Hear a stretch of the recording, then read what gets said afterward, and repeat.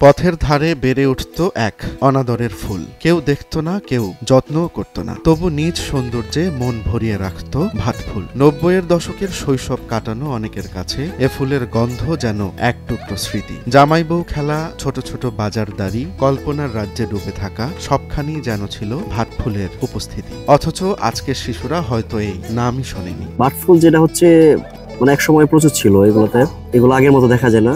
১২-১৫ বছর আগে যেমন অ্যাভেলেবেল ছিল, প্রত্যেকটা ধান ক্ষেত বলেন, আপনার যে কোনো জমির আশেপাশে আইলে এগুলো দেখা যেত।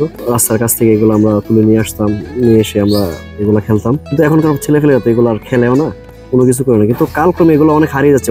একটা সময় অনেক ফুলের গাছ ছিল যেগুলো আমরা আসলে এখনকার যে জেনারেশন আছে তারা নামই জানবে না। আধুনিক নগরায়ন, বন উজাড়, পাকা রাস্তার প্রসার সব মিলিয়ে কমে যাচ্ছে ভাটফুলের দেখা। গ্রামেও আগের মতো ফোটে না, শহরে তো কথাই নেই। এই ভাটফুল বা গ্রামীণ যে ফুলগুলো আছে জঙ্গলের মধ্যে, হয়তো এগুলো নিয়ে আমরা খেলাধুলা করতাম। তো এটা আসলে প্রচুর দেখা যেত এক সময় ৮০ দশকের দিকে। এটা ব্যাপকভাবে বিভিন্ন জঙ্গলে ছিল।